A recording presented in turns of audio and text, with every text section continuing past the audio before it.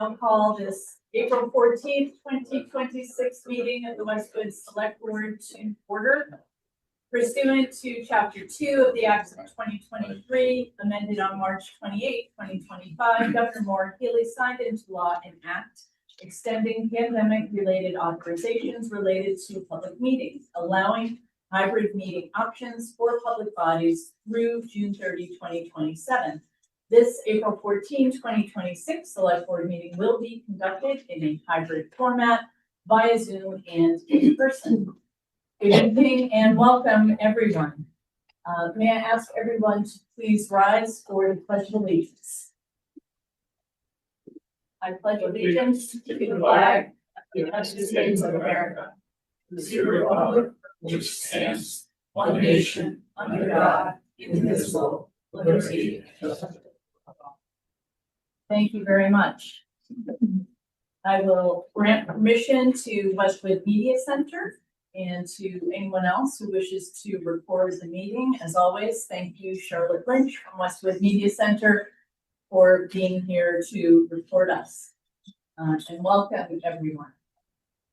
We have, I would estimate, maybe 10 residents here with us, non-employees. How many folks do we have online, Tish? We have 15 attendees. Wonderful, thank you. I am Mary Ann LeBlanc Cummings, the chair of the select board. With me is my colleague, Joe Carbatera. Also joining me is our town administrator, Connor Reed, town council, Pat Ahern, and Tish Gilley, administrative assistant to our town administrator. I will launch right into the shares updates. First, our town election will be conducted on April 28th. That will be at the Westwood High School Gymnasium. Our town clerk, Dottie Powers, is here, and she will be giving us more details on that in just a few moments. We also have our annual town meeting scheduled for May 4th, also at Westwood High School in the auditorium. Official town meeting business will start at 6:30 p.m. Residents will be asked to vote on 31 articles, 15 budget articles, 6 select board articles, 9 planning board articles, and 1 citizens petition. The article listing is posted on the website, and the FinCom annual report with their recommendations is being finalized and will be mailed to residential homes prior to town meeting. And once finalized, the FinCom report will also be posted on the website and shared on social media. We want to remind folks, residents, that town meeting is the legislature of our town government, and we encourage all registered voters to participate. We want to announce, as we always do, our vacancies on our boards and committees. We are always looking for more people to serve, and whether you're passionate about the environment or finance, what have you, there is a place for you in town government, and we're especially interested in folks who have never served in town government before. We are currently looking for volunteers to fill vacancies on the following boards and committees: the Board of Health, the Pedestrian and Bicycle Advisory Committee, the Recreation Commission, the Cemetery Commission, the Commission on Disability, the Historical Commission, the Housing Partnership, Fair Housing Committee, and the Westwood Cultural Council. These openings, vacancies are also advertised on the town website, under the news page, on town social media, and the Westwood Flyer. It is now my pleasure to recognize that Chief Silva is with us. We will be swearing in 2 new police officers in just a moment. But Chief Silva, as this is your last public meeting with us, we have a letter that we would like to read. If you would please come forward. This is a letter of appreciation from the Select Board to Chief Silva. Dear Chief Silva, on behalf of the board and the community, we offer our sincere gratitude for your 13 years of dedicated service as Westwood's police chief. As you prepare for your retirement from municipal policing, we wish to acknowledge the transformative impact your leadership has had on the Westwood Police Department. Your tenure has consistently reflected a commitment to modernization and professional excellence. 13 years ago, the department was housed in a 6,000 square foot facility that was not only antiquated, but a significant barrier to professional accreditation. Your advocacy for change was critical in supporting the construction of our modern police headquarters, which will serve not only the department, but the community for generations. Under your leadership, the department modernized policies and practices to meet industry standards and earned its first accreditation from the Massachusetts Police Accreditation Commission. Key pillars of your legacy include operational modernization. You overhauled technology and equipment, ensuring our officers have the best tools available. This included launching the department's first electric and hybrid vehicles, surpassing regional adoption rates and reducing the community's carbon footprint. Growing professionalization and staffing. Your tenure saw calls for service more than double to 40,000 per year. You responded by increasing police staffing from 24 to 36 officers, assigning sergeants to every shift, and expanding detective work from a single position to a supervised division of 4 investigators. You also strengthened the communications division by adding staff and establishing a communications supervisor to support the essential work of 911 dispatchers. Community safety and de-escalation.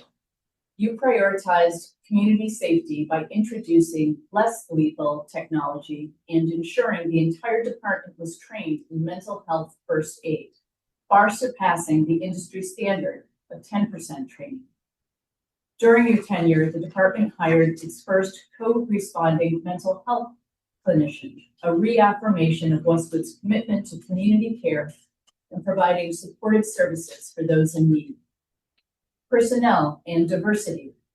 You designed a hiring process in collaboration with department personnel that consistently attracted top-tier diverse candidates and implemented a ranked supervision model on every shift, significantly reducing liability and improving professional oversight compared to officer-in-charge models.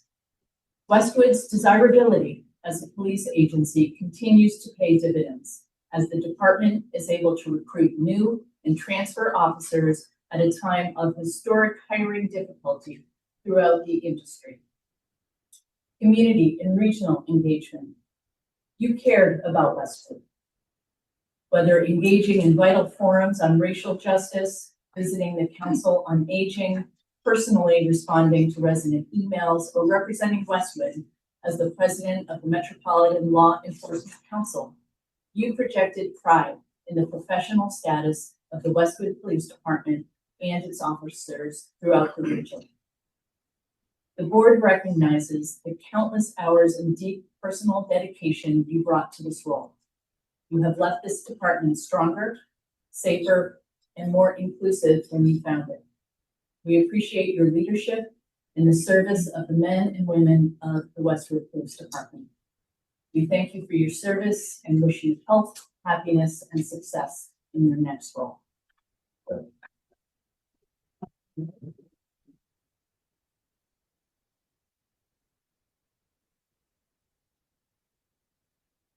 My colleague Joe, if you have anything you'd like to add. Thank you, Mary. Thank you, Mary. I think you summed it up very well. I'd just like to add one thing, Chief, that you did that meant a great deal to me. And thank you, Chief is here. He knows where I'm coming from. You also took the step. Emergency medical services just isn't the fire department, just isn't the police department. It's a combined effort. You made a huge step to our community by, and thankfully from the select board, you got a grant for this, on putting AEDs in all of the police cruisers. But not only that, but skilling up the personnel, all of the personnel to run those AEDs. So that's a huge step in our community as far as emergency medical services go. So in that regard, thank you very much. I think that's important to say that. And Mary, I think you're an excellent job. Thank you, Joe. I do understand we have some members of the police unions who are here who would also like to add a few words of farewell, and I would invite you to come up and sit next to the chief to do that. It's pretty quick, but yeah. Not as long as yours for sure. How you doing? My name is Joe Police, Lieutenant with the police department. I just want to, on behalf of the both the superiors officers and the Recruitment Union, we would like to thank and congratulate Chief Silva on his retirement. We are grateful for his leadership and dedication and everything he has done for the Westwood Police Department. Chief, thank you for leaving this department stronger and better than when you first received it. Thank you.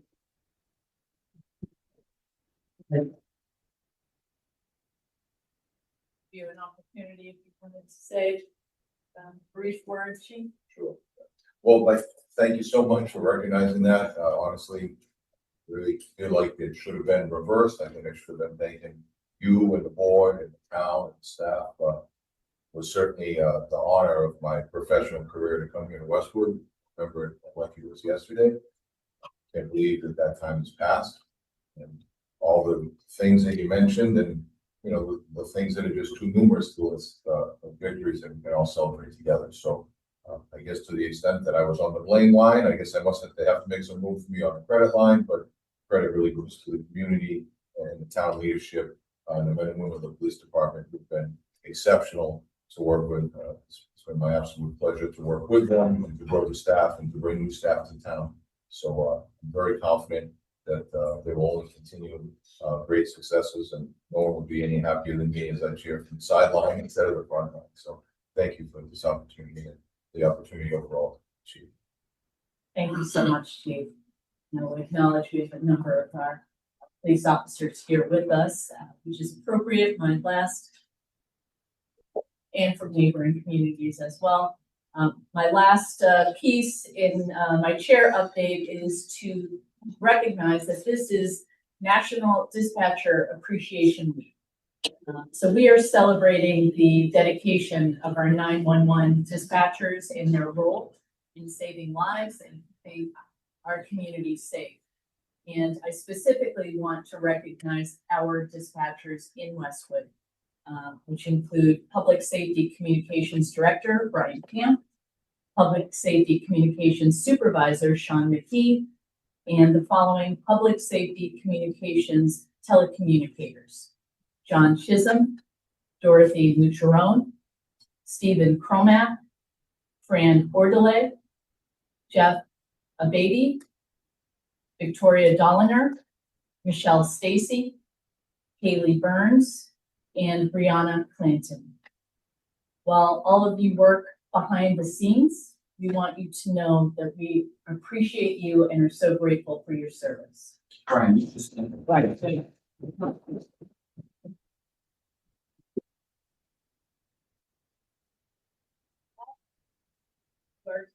Administrator Carby for his update.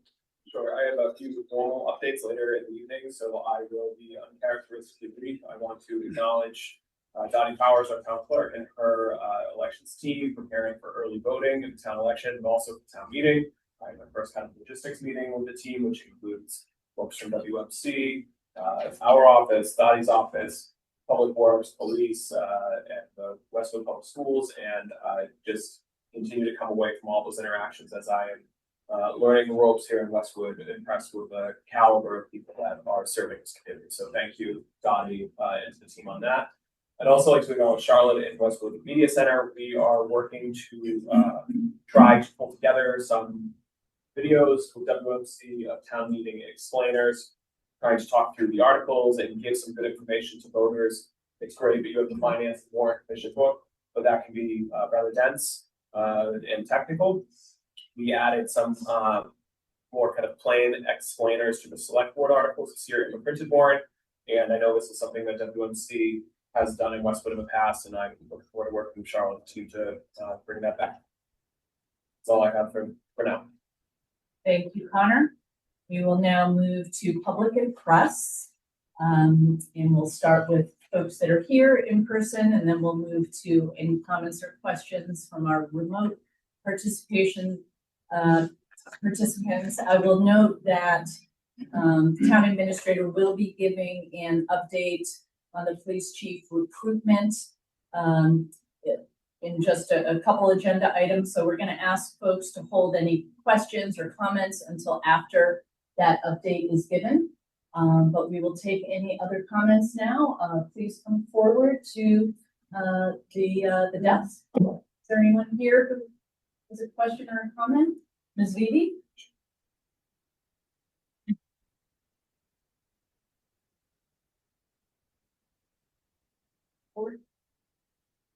Please state your Lynn name. Beatty, 37 Abbey Road.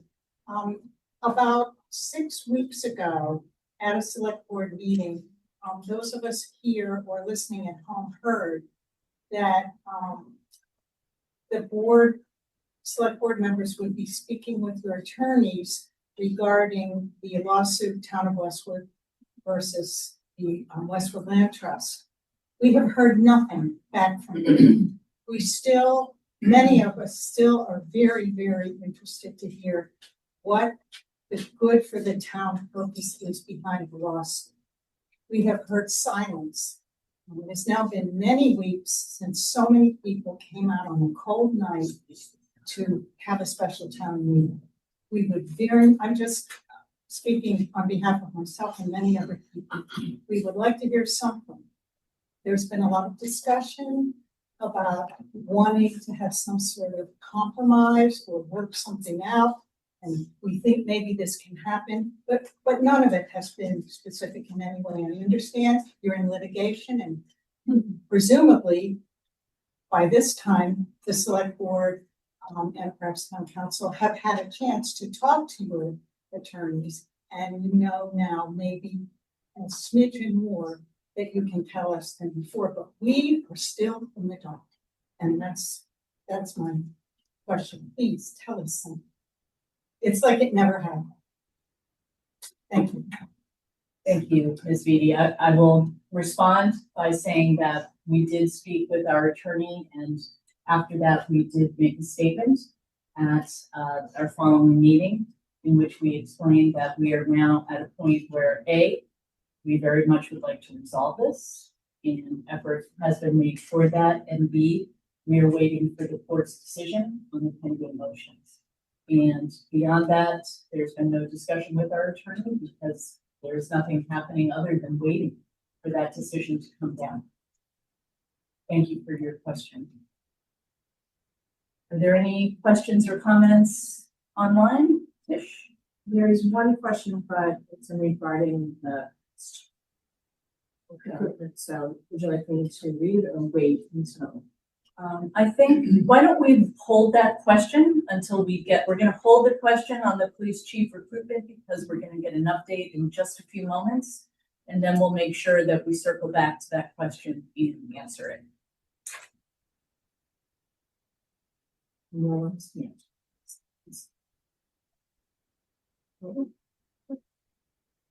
Okay. Well, we have the very happy moment now to swear in two new police officers, Shane McGrath and Robert Moran, and with us is the chief and her, Dottie Powers, for the occasion.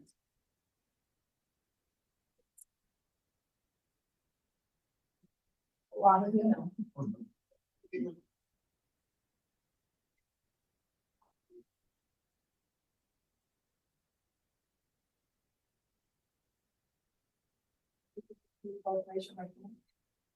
After me. I state your names. I, Shane McGrath, I'm Bob Moran, Do solemnly swear do solemnly swear that I will faithfully and impartially that I will faithfully and impartially discharge and perform discharge and perform all the duties incumbent upon me all the duties incumbent upon me as a police officer as a police officer for the West. for the Westwood Police Department. I will bear true faith and allegiance I will bear true faith and allegiance and will uphold and defend and will uphold and defend the Constitution of the United States of America the Constitution of the United States of America and the Constitution of the Commonwealth of Massachusetts. and the Constitution of the Commonwealth of Massachusetts. I will adhere to I will adhere to and comply with and comply with such rules and regulations such rules and regulations as are may as I may or may be established or may be established by the town of Westwood by the town of Westwood and its police department. and its police department. I state your names, I, Shane McGrath, do solemnly swear do solemnly swear that I will never betray my badge, that I will never betray my badge, my integrity, my integrity, my character, my character, or the public trust. or the public trust. I will always have the courage I will always have the courage to hold myself to hold myself and others accountable and others accountable for our actions. for our actions. So, So help me God. congratulations.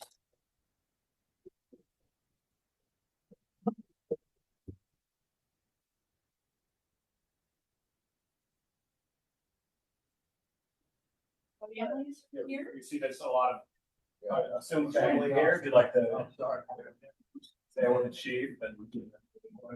Neither family one against Victor's.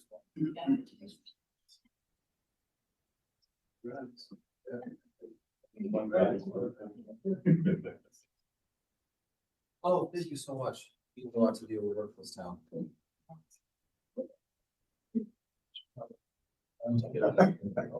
So, Shane. Oh, thank you very much, sir. Yes. Yes, if there's any family here to take photos, you can come up and get a better angle. Yeah. Yeah, I just want to come. Okay.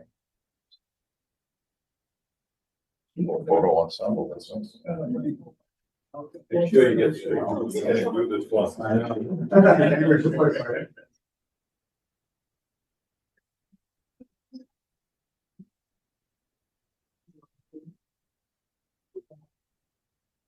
Okay, we're back.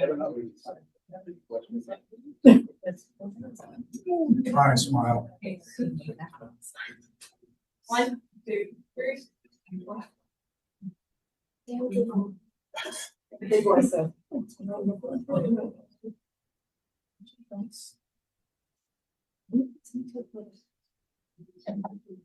we want to get someone selected for the chief?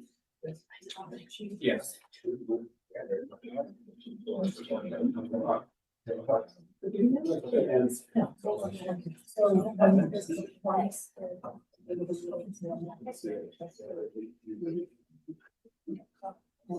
Yes, please. Okay, ready? 1, 2, 3. Guys.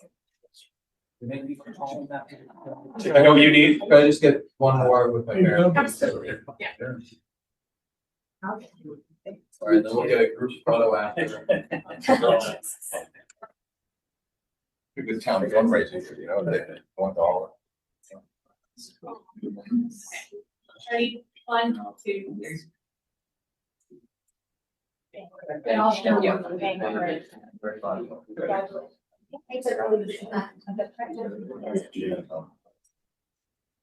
Thank you. I'm sorry. Do you want to? You want to? Sure. Yeah. Do you guys mind just taking one more? Okay.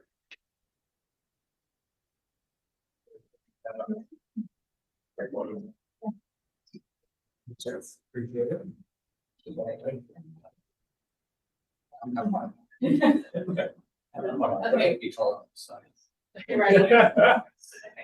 1, 2, 3. Okay, thank you guys, I appreciate it. Thank you.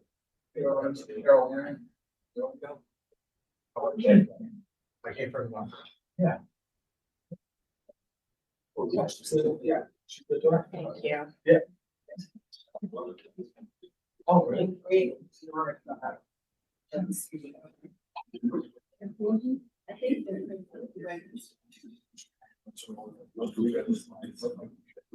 Yes. Why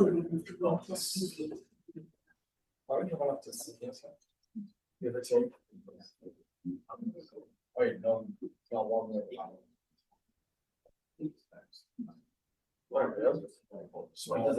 Yeah.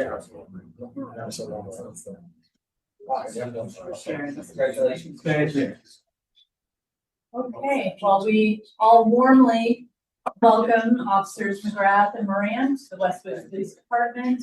And thank you, Madam Clerk, for coming to assist with that. And now I will turn the meeting over to Town Administrator Connor Reed for an update on the police chief recruitment.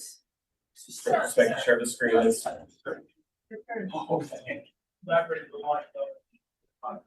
you.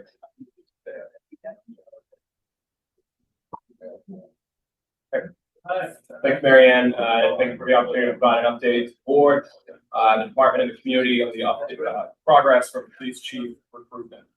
What I'd like to kind of touch on tonight, and I just have a few slides so that folks aren't watching me read a memo, is where we are in the process and outline our transition into an open phase of the process.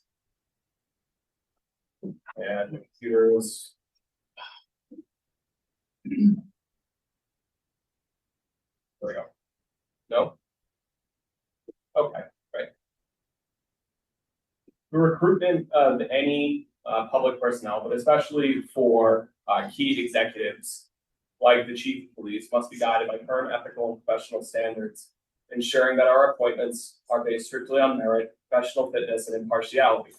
This is consistent with long-standing ICMA codes of public ethics and corresponding ethical and professional standards adopted by Massachusetts municipal management professionals, including associations that I am a member of.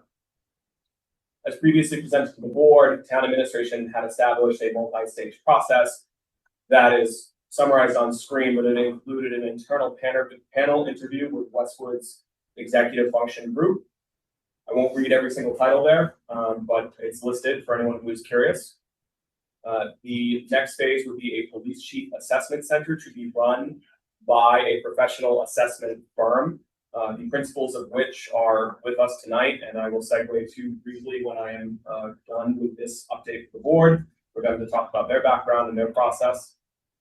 For those who make it through the chief assessment center, there is a third round, which will be a public safety panel interview, which will include current and retired public safety chiefs and experts from other agencies, including some who live in Westwood and have that perspective as a public safety expert, but also a resident of our community. And only after those three phases would finalists then be brought forward to a public interview with the appointing authority. In this case, that is the select board. The first interview phase was designed to identify candidates who demonstrate the specific leadership competencies required to lead a modern public safety agency. These areas were inspired by professional management expertise, not just of the panel, but also we surveyed feedback from the department and the community. And some of the areas included, but were not limited to, personnel management and leadership philosophies, law enforcement and supervisory expertise, familiarity with department operating and capital budgets, assessment of existing departmental strengths, as well as areas for potential improvement.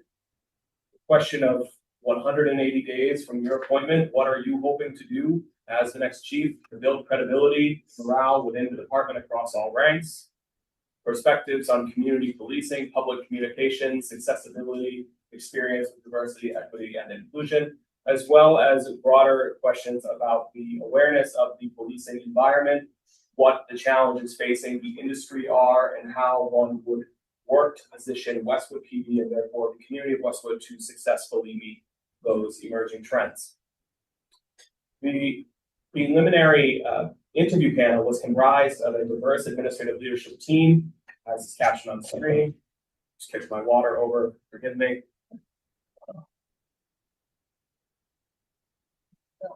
Didn't spill. Take that as a good omen.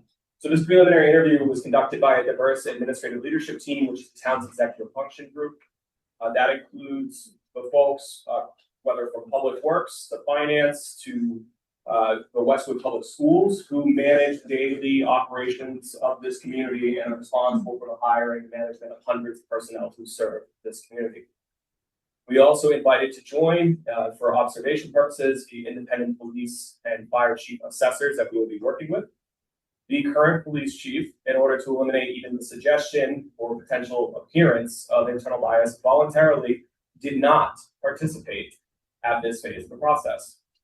This approach, coupled with the assessor's industry expertise, ensures that our evaluation of every candidate is measured equitably.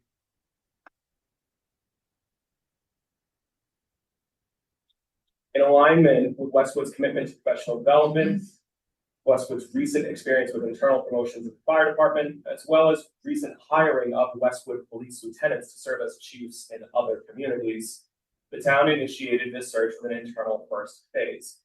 However, the focus was and remains the right candidate. The assessors from Power & Associates understand, and have done this extensively throughout the Commonwealth, that Westwood's priority is for the best candidate for chief. From the first round interview, focus was on absolute readiness, not only relative readiness when compared to internal candidates. This focus on the right candidate, best interests of Westwood, was universally respected by the entire administrative leadership panel taking part in this process. This phase was to determine if the internal candidate pool met the threshold for immediate advancement to a police chief assessment center process. The Westwood Police Department should be proud that 4 personnel put themselves forward with the desire to take on such a vital but difficult role. Following those panel interviews, a professional consensus of the executive function group and the assessors was reached to advance 1 internal candidate to the chief assessment center. The town values the service of all the applicants. That said, screening is designed as a qualifying round to ensure only those most prepared from a chief's level of responsibility move forward. Which brings us to the next phase of this process. As established at the outset of this recruitment process, has always included a contingency, as was listed in the job posting, to broaden the search for a larger comparative field, if that were deemed to be in the best interests of the department and the town of Westwood. It is a best practice to provide an appointing authority, which in this case is the select board, with choice of multiple candidates.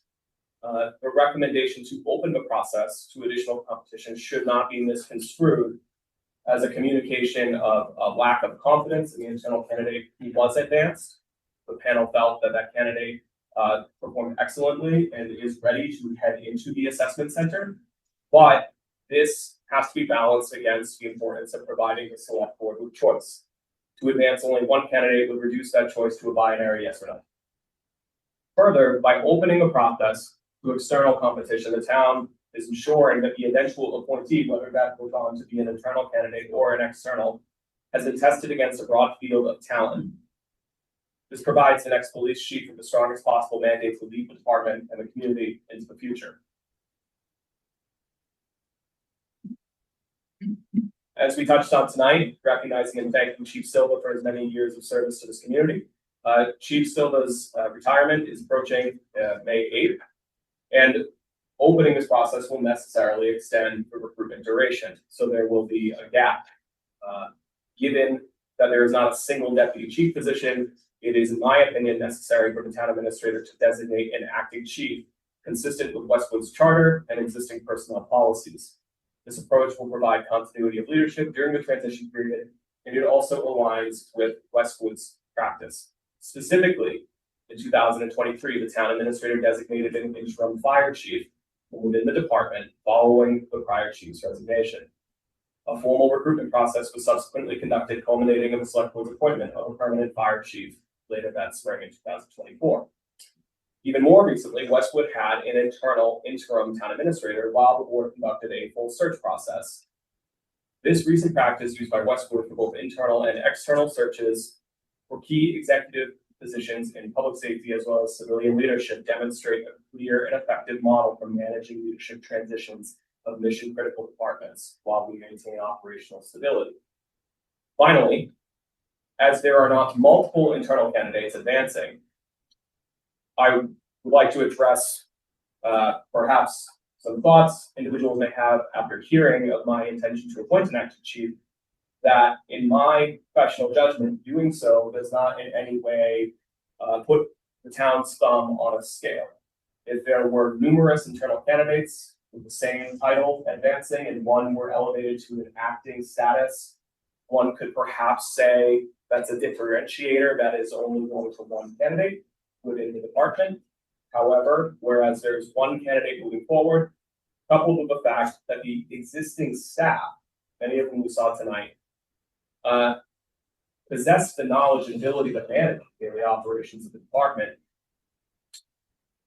it's my judgment that it is not necessary for the relative time period you're looking at to look for an external interim chief. If this is a significantly longer process, perhaps that's a different conversation. But I'm confident in the men and women of the Westwood Police Department to shepherd through this period of time.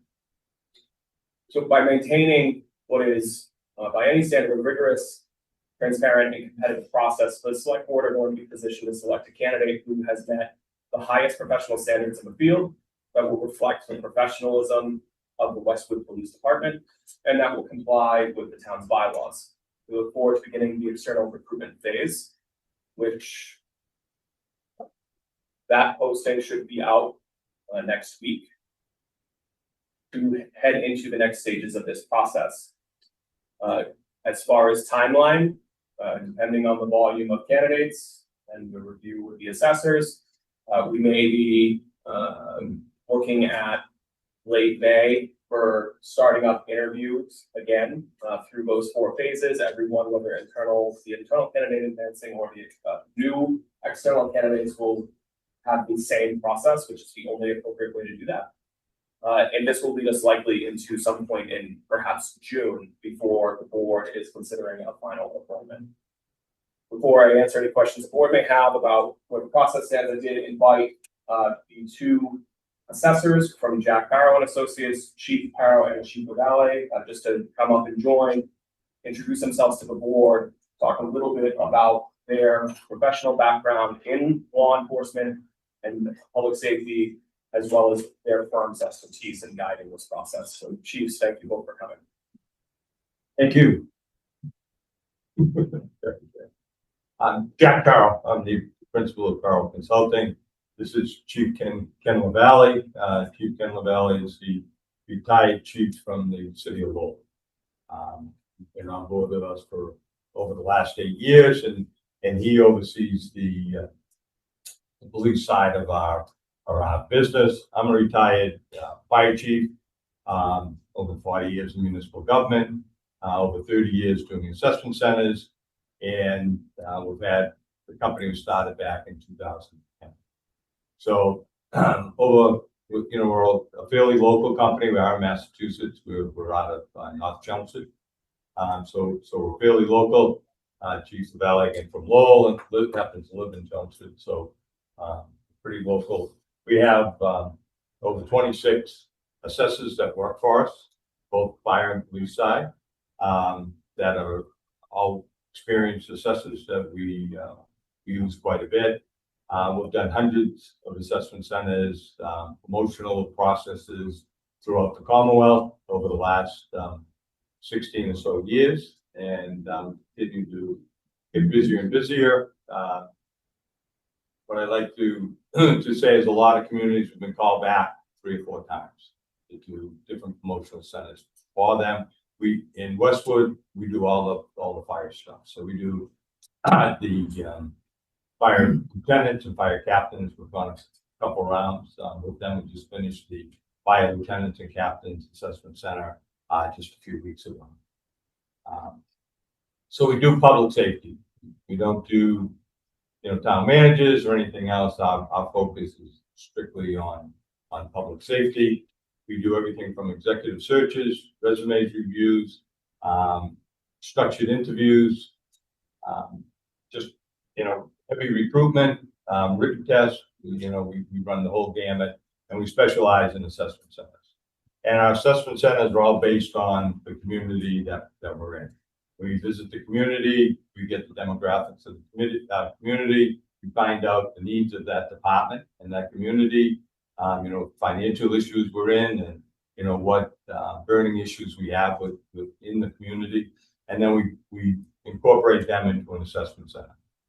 We have the candidates that we choose to move forward to the assessment center, evaluated on those different items through different exercises that we use. We have a multitude of exercises. We have 13 to 14 that we use, and we narrow those down to about 4 or 5. Some of them, incorporate a bunch of different pieces into it, but it gives us a good view of what the police chief should know. So we do it just like chief would walk into work, flip on the computer, flip on his light, then the computer next, and you don't have to open the computer and start doing some work.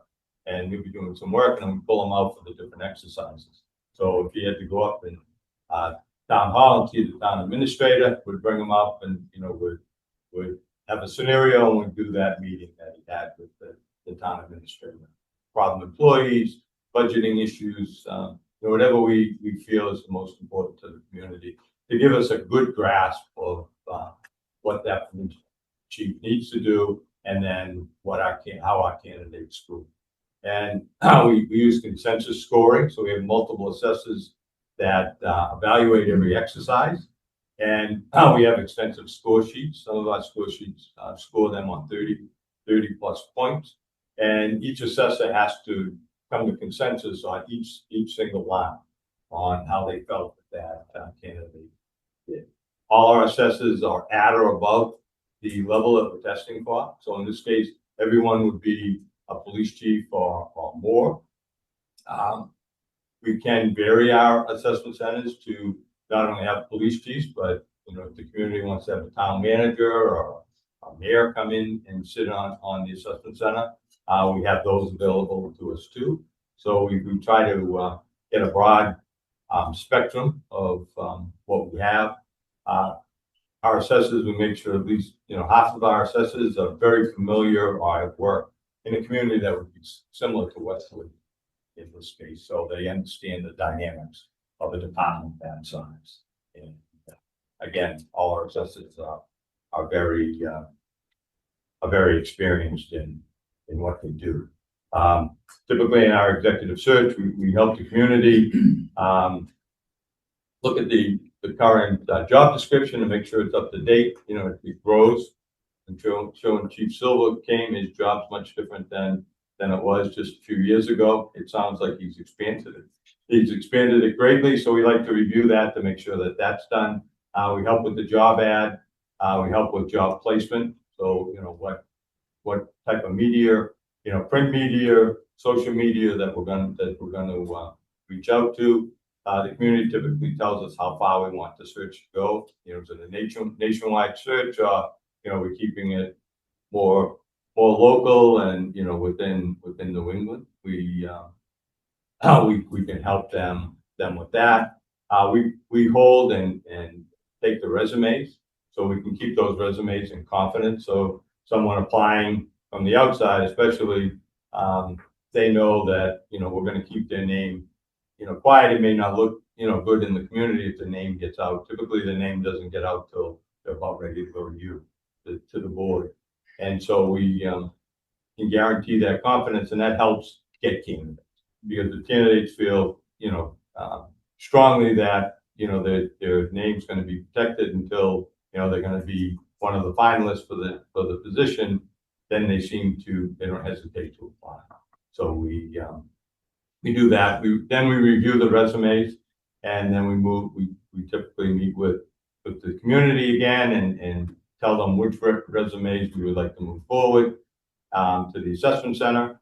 And depending on how many resumes we have, there might be a stopgap there where we have some type of a structured interview again. If we have 8 candidates we want to move forward, we may have a structured interview. If we only have 5 or so that we'd like to move forward to an assessment center, then we would just narrow it down to those 5. It all depends on the caliber of the candidates that we get. But we like to move 5 to the assessment center.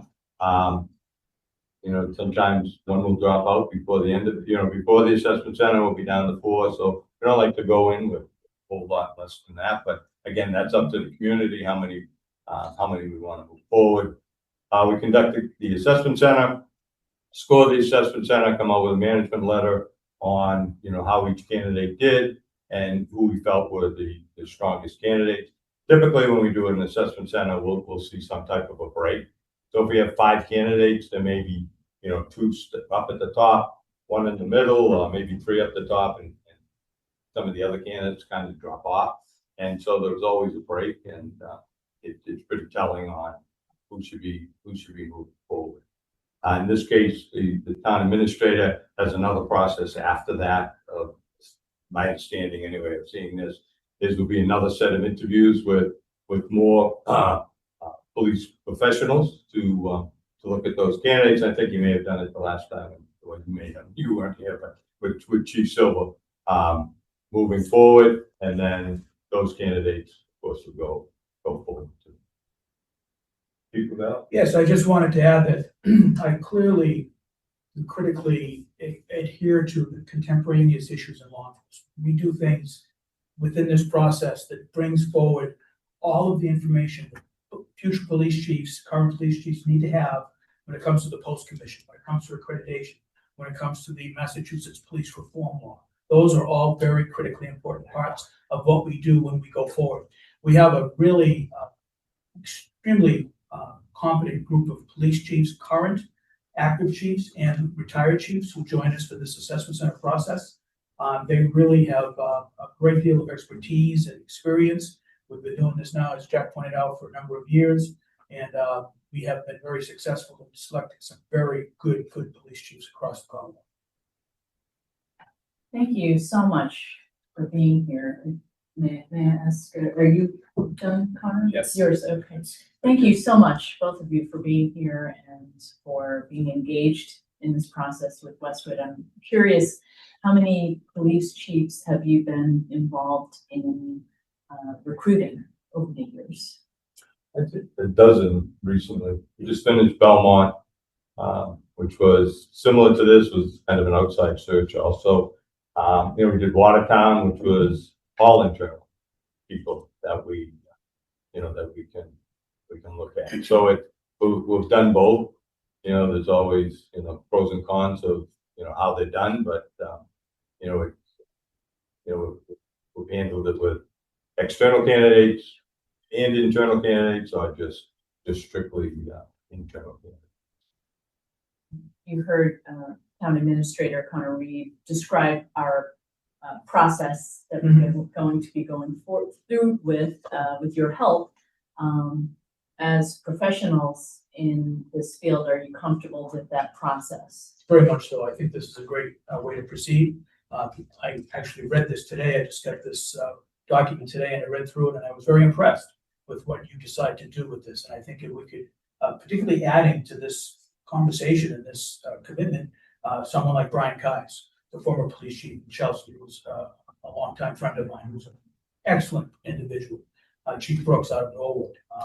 I know that you have the police officer, detective, or administrator for Boston Police Department, who I don't know, but the other two I do, and they have really tremendous, reputations here in the Commonwealth of Massachusetts. So they'll do a great job in addition to what we do.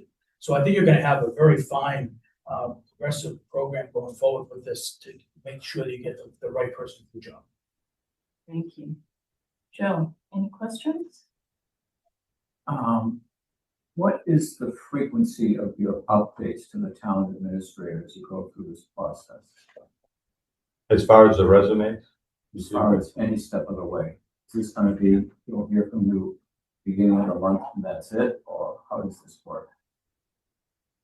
Connor has my cell phone number. We've worked together before. He knows he can call me 24 hours a day, 7 days a week if there's any issues. We pride ourselves in working with the community. There's always issues along the way. We'd rather deal with those issues as quickly as possible before so they don't blow up. But I mean, some of them are just minor issues that we have. As far as collecting the resumes, we typically keep the candidates to ourselves, but we let them know how the process is going. Week one we'll receive X amount of applications, week 2, week 3, and then kind of just say, we feel we have, we got 5 applications, we feel 3 of them are really strong. So we'll keep the town administrator engaged all the time. And again, he can feel free to call me. While he has my cell phone number too, they can feel free to call me 24/7.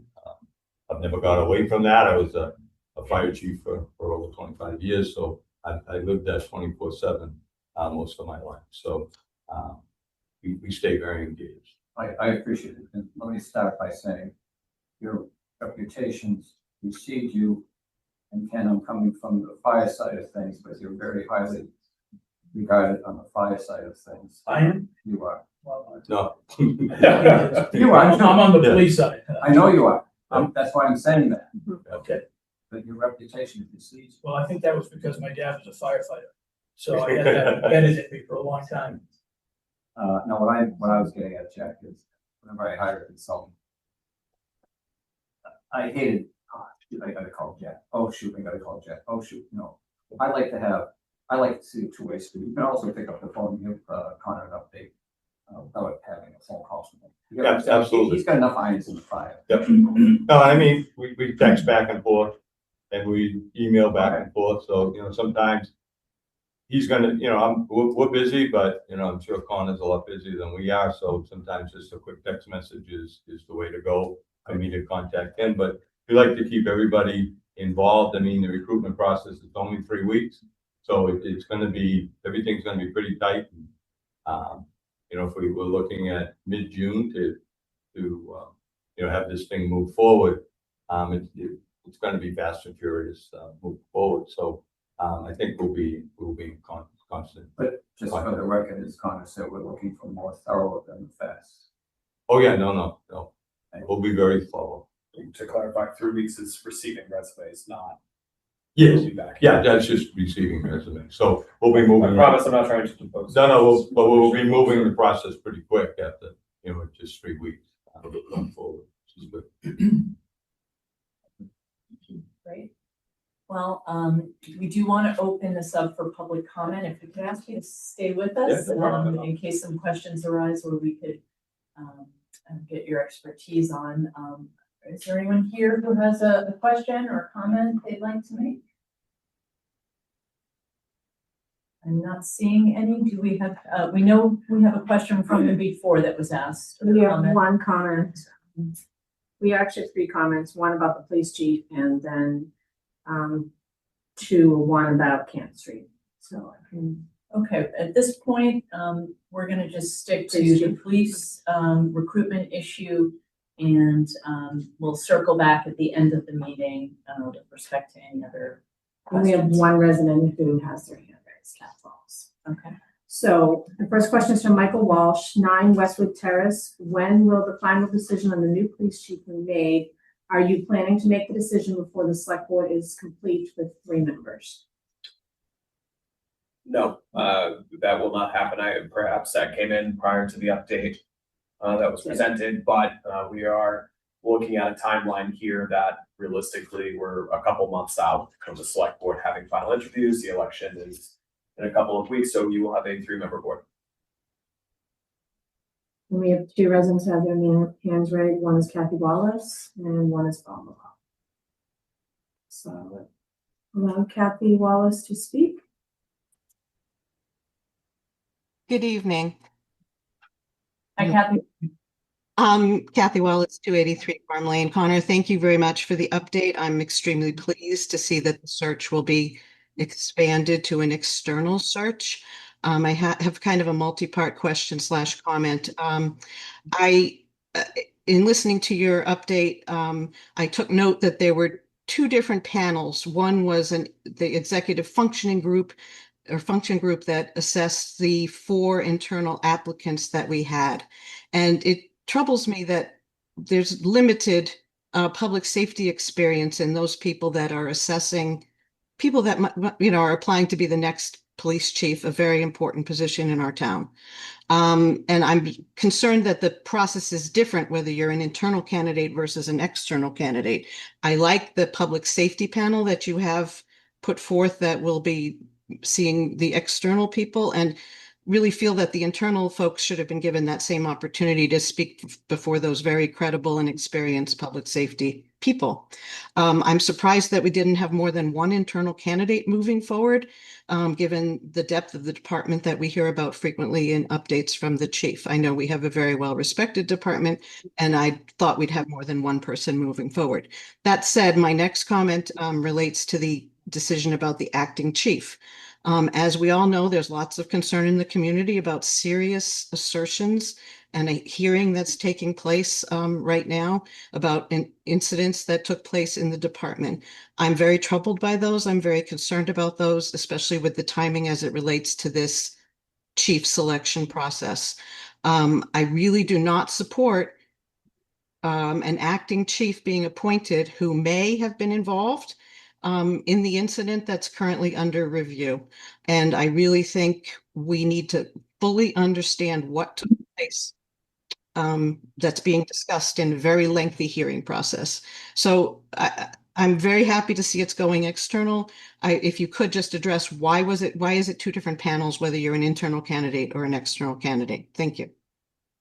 Sure, thank you. So I'll start with response from the end of your comment and work backwards. As far as ongoing personnel disciplinary hearings, as I'm sure you know, Kathy, we can't, nor would it be appropriate for the town to speculate or comment on ongoing proceedings. So I'm sure that's an unsatisfactory answer for some, but that is standard and appropriate for fairness of everyone involved in that process. As far as different panels, there will not be different panels. So thank you for giving me the opportunity to clarify. If I perhaps jumbled that in my presentation, I was probably kicking my water over while doing it. The external candidates will also have to go to that first EFG panel. So they will, whether it is an internal candidate or an external candidate, they will be interviewed by the same process, to your point, to ensure that it is equitable. As far as the expertise of that panel in hiring chiefs, I humbly suggest there is quite a bit of expertise in that room at hiring chiefs. I have hired police chiefs and fire chiefs. I have hired directors of 90,000 person 911 districts. I have worked on numerous deputy chief hires and promotions, and I've experience with both internal and external processes working with different assessment firms. The other folks at that panel, because it was asked, I will be specific. It's myself, the deputy town administrator, town council, who was involved in the prior solicitation, so had direct experience with. And the one before that. Hiring numerous of Westwood's prior police chiefs, the assistant fire chief, who is also an expert in public safety, the director of public works, who works hand in glove with police and fire, especially during weather and winter emergencies, the director of human services, whose department has a shared mission and overlap with community services and well-being, the town clerk, the director of information technology, the superintendent of Westwood Public Schools, and the director of community and economic development. And that both Chief LaValle and Chief Para were present for those interviews as well, to really, in my opinion, be somewhat overkill on the level of expertise in the room to ensure that no stone was left unturned. So I hope that is helpful and provides some measure of comfort, but I feel very confident with my own direct experience and the presence of the leadership of the town and schools and the independent assessors, that was a rigorous and appropriate first phase, and that we will ensure that external candidates are subjected to the same process for the sake of fairness. Thank you.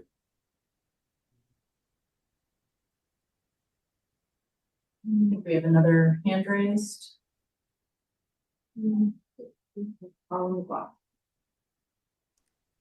Hi, Paula McLaughlin, 39 Hawthorne Street.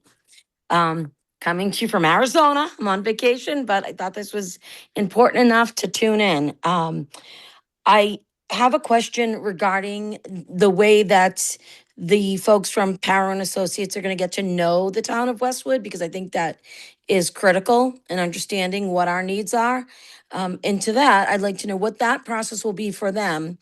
And I guess the second part of my question is regarding the surveys. I'd love to know how many surveys were received from the town, and I think this is critical information, what those themes were, and if we'll be learning more about that process.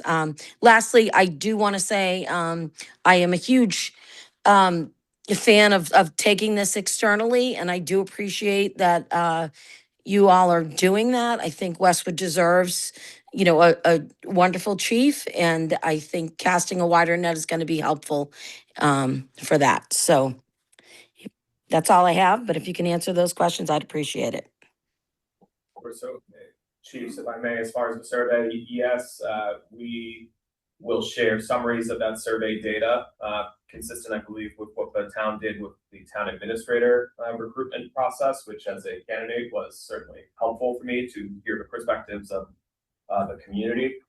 So we plan to get that online in the coming days for the community. That would also be available to the assessment center as I think a good baseline of their knowledge building, and then I would let the two of you respond to what are some techniques you've used in other communities as far as your analysis to build that repertoire of what you think is appropriate for the candidates. Well, I was just gonna say that clearly we do research in the community. We need to understand the demographics, size of the community, where particular issues occur that need to be addressed. We know that I've actually done a bit of research about the town of Westwood. I saw some stories about what has been taking place in the town lately, which has been a bit of a concern inside the police department. And I think that we do things that, we understand and appreciate when we come in with the police chiefs who do the assessment centers. We bring in chiefs who are in communities that are similar to this one. We bring in chiefs that are from departments that have a similar size and similar demographic. And they're basically able to deal with those types of environments in a way that they have this base of knowledge. So that's very good. Yeah, we will also meet with the town administrator, HR, anyone else that the town administrator wants us to meet with. The police chief is here till May 8th, I think you said. Yeah, so we'll touch with the police chief to get a better feel for for how the town operates. Again, we're a little bit familiar because we've done stuff on the fire side for the last 5 years or so, and we happen to have done a lot of research there. Someone who works for me, but won't work in this assessment center, is the former fire chief from the town, Bill Scoble. He won't be involved in this, but knowing Bill for 30 years or so, he's talked a lot about his town with me personally, and so I think we have somewhat of an idea of the town now. We've looked at the demographics. What we really want to know is get right down to what issues are currently going on and what the future looks like. What you're looking for the chief to lead the community and the department into the future. And so we'll come in and meet with members of the community and try to obtain as much of that information as we can. And then we'll discuss as much of the assessment center with the town administrator that he wants. Some managers, some administrators, want to be a little bit away from it. So, keep their hands off it a little bit. Some want to be more involved, and we'll work that out. See how much he wants to be involved and how much he wants to know ahead of time. Thank you. Any other questions or comments online, Tish, relative to this agenda item? There's one question from Fran Fusco, 20 Pine Lane. Is Para Consultants aware of the turmoil in the Westwood PD? I hope they know the internal players that were involved. We did a candidate that can bring this department together. No one who was involved in this horrible accusatory situation treat everyone in the same respect in accordance with the oath they take. Well, I read the story, I went online and I saw what was going on, and clearly it was something that is an issue that needs to be addressed. And I think that as we go forward with this process, we'll know exactly what needs to be done to make things better in this organization. That it's not good now. I know Chief Silver's done a great job. Clearly tonight, the presentation we made, honor he received was very evident. But, you know, every police department goes through strife. In Lowell, a 30-year career there, we had a number of issues over the years. And how you deal with that, it's not easy, but I've learned many ways to handle those types of situations. Sometimes they end up good, sometimes they don't, but we do the best we can through this process. Thank you, Chief.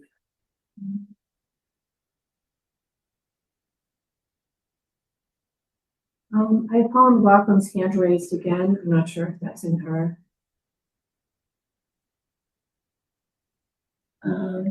Paula, are you, Here, I'll lower it and see if she raises it. okay? We'll play that. I don't want a Paula over there. Yes, she has raised again. Okay. Hi, thank you. I just had a follow-up question to that. Well, I appreciate that you want to ask the town administrator, who I'm a fan of. Connor's done a great job so far. He's still very new. I'm not sure that the current police chief is unbiased in his, or really knows the town as well as maybe some people think. I would really encourage you, if you want to do the right thing by this town, is that you either have an open meeting and let people come and share what their concerns are, not about any particular person, but what we want as a town. I don't think you can just, you know, and all due respect to Chief Scoble, he may have a different view on things. Westwood has changed a lot. You know, no two towns are alike. So I really encourage you, someone who's been here 33 years and served on many committees. I know there's lots of different perspectives, and I encourage you, if you're going to have a big say in this, that you really get to know us and know what our concerns are. And now I'll lower my hands. Okay, Paula, thank you. We're not opposed to that at all. Matter of fact, we did it Watertown. We also just did it in Belmont. We had, you know, I think we're 30 people, so, you know, show up. It was a face-to-face meeting plus on Zoom, so we were able to get That's good, right? police here. So I think that's you know, that's something the town administrator wants us to move forward with. What do you want to have? Great. Well, thank you both, chiefs, very much for coming and for your engagement in this process. We really appreciate you both being here. I think it's very helpful to the community to hear from you here. Thank you for making the trip down. I think we can close out this agenda item. Thank you again. Thank you very much. Thank you for the opportunity. Thank you. We will now move to an annual town election information and update from our town clerk, Carby. Welcome. Yeah, thank you. Happy to be here this evening to discuss some updates of the annual town election. The election will be held on Tuesday, April 28th at the Westwood High School Gymnasium. Polls will be open from 7 a.m. until 8 p.m. And we have 5 polling places, so everybody will vote at the high school. This year's ballot includes a number of positions across our boards and committees. Most of these are standard 3-year terms, but there are a few shorter term seats I'd like to clarify so there's no confusion. I'll start with the planning board. There are 2 seats for 3-year terms, and those races are not contested. There is also 1 seat for a 1-year term to fill a vacancy, and that's also not contested. For the school committee, there are 2 seats for 3-year terms with 3 candidates running, so that will be a contested race. In addition, there is 1 2-year seat to fill a vacancy, and that race is not contested. For the select board, there is 1 seat for a 3-year term, which is uncontested, and there is also 1 1-year seat to fill a vacancy, and that's not contested, and that is a contested race. There's 2 candidates for that race. And just a reminder, these shorter term seats are in place to fill vacancies. Whoever is elected will complete the remainder of an unexpired term, and after that, those seats will return to their normal term limits. One additional note, there are no candidates currently listed for the housing authority, which is a 5-year term. This position will be filled by a write-in candidate who receives the majority of the votes. Since we do have at least one race that will be decided by write-in, I'd like to explain briefly how that works. A write-in candidate is someone whose name does not appear on the ballot, and they must be a registered voter. Each office on the ballot has a blank write-in line. Voters can write in a candidate's name and address, or use a sticker with that information. The vote will still count as long as voter intent is clear, even if there is small spelling errors. A few important points with this is the voters should be sure to write the name and address in the correct office section. Stickers or write-ins should include both names and addresses. And stickers must be sized appropriately to fit within the ballot space. So it's probably going to be hard to imagine, but no larger than a 4-inch by 5/16 of an inch high. So they do not interfere or jam with the voting equipment. Campaign materials, including stickers, cannot be distributed within 150 feet of the polling location. If someone is planning a write-in campaign, we always encourage them to contact the town clerk's office in advance so we can provide guidance and ensure the process runs smoothly on election day. Voter registration. To participate in this election, you must be a registered voter. If you've moved recently, please remember that you must re-register at your new address that does not update automatically. The registration deadline is Friday, April 17th. You can register either in person until 5 p.m. in the office of the town clerk, by mail provided it's postmarked on or before April 17th, or online until 11:59 p.m. Voters do have several options to cast their ballots. First one would be vote by mail. Those ballots have we've already received the ballots, and ballots are already being sent to those who have applied. The application deadline to apply is April 21st at 5 p.m. Ballots can be returned by mail, dropped off at the town clerk's office, or placed in the ballot box drop at the police station. And that is a secure ballot box. And show, what I'd also like to do is there always seems to be a little confusion with when these ballots get sent out. So sent out, anybody that's applied this way, comes in this envelope. You're gonna have your ballot here. And the ballot, so what happens with a lot of folks is when they are voting by mail, they do an X. So the machine doesn't count that. That ends up being a hand count. It's still counted, but please make sure that so it's processed easily on election night or prior, that you circle in the oval. And if you circle 2 ovals, then no vote is going to get counted. It cancels everything out on that race. There's also going to be the AB7 envelope, and this envelope has to be signed. Their name and address is on here, but if it's not signed, we can't accept it. So we get in touch with you and we have to mail on another ballot. There's also instructions, and there's also a prepaid envelope that you're going to send everything back. It's already addressed to the town. The next way to vote is early voting in person, and that's going to take place beginning Thursday, April 16th through Saturday, April 18th in the Gillette meeting room at the police station from 8 a.m. until 4:30 p.m. And there's also even one more opportunity to vote. It's absentee voting. I don't want to confuse anybody with this. This is available by appointment only, and that's through noontime on Monday, April 27th. And that is specifically, there's certain reasons for that.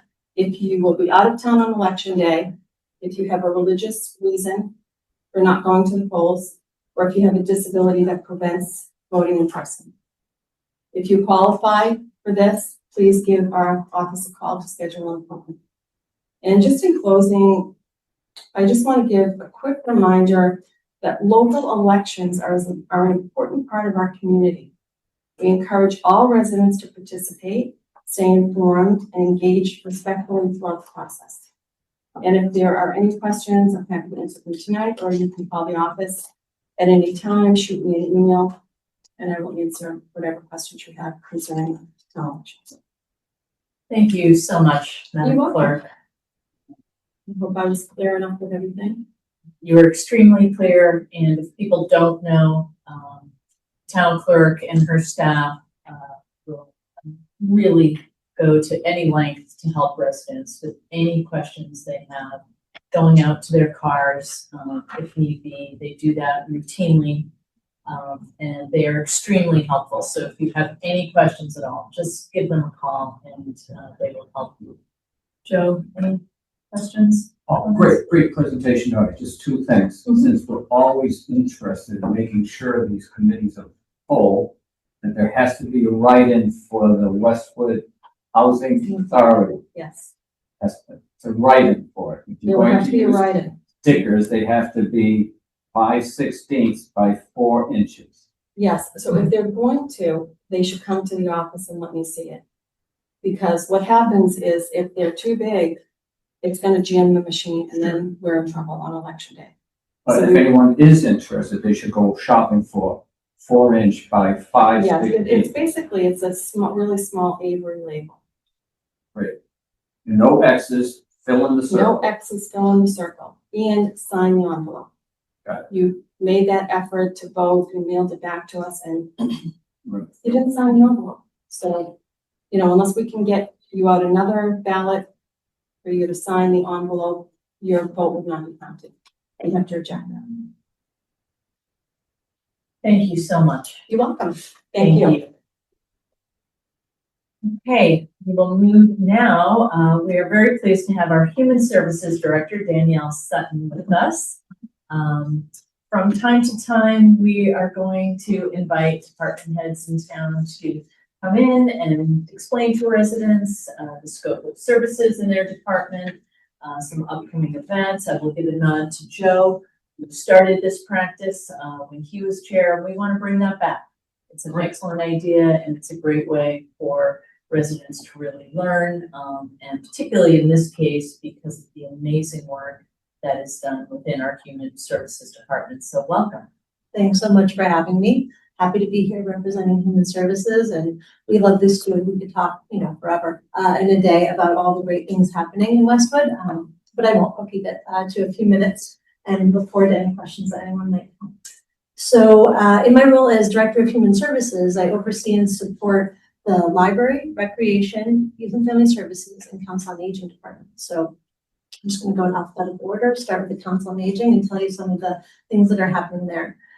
So we've talked about this before at meetings, but Westwood has officially been designated as a dementia-friendly community by the Massachusetts Councils on Aging, which is the official state level group that oversees councils on aging.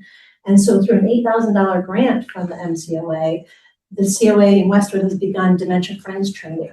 I was lucky enough to be able to participate in one of the rounds of training, and I highly recommend it to anyone that's available, to any resident, any employee, anyone inside or outside of Westwood. It's actually a program through Jewish Family and Children's Services that they offer to communities, and it's a 1-hour training, really informative and helpful, and it just gives really practical information and strategies and scripting for how to interact with someone who might be dealing with dementia, family members. So I highly recommend that, and I'm so pleased that the Council on Aging in Westwood has trainers on site now and on their staff who can offer that to folks in Westwood. And they've already done that with 16 different people have been certified as Dementia Friends. Those are employees in Westwood and community members. And they're looking to expand those training opportunities in partnership with the library and other community organizations. So you'll see more of that.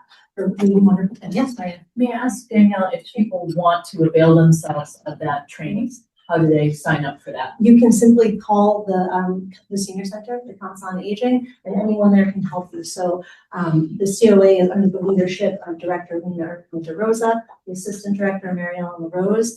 They would be great people to contact, and the staff person who's really taken the lead and brought so many great programming parts to this. Not only the Dementia Friends training, but also caregiver support groups and other things that are part of this grant and a part of this designation is Rachel Havoc, the social worker, whose title is outreach worker at the COA. So just calling and saying to anyone there at the front desk or stopping in during their hours or visiting their website. Also at the COA, they're collaborating with Westwood's first responders and the public health department. This is the second time they're doing this, the second annual program called Safety Over Sandwiches.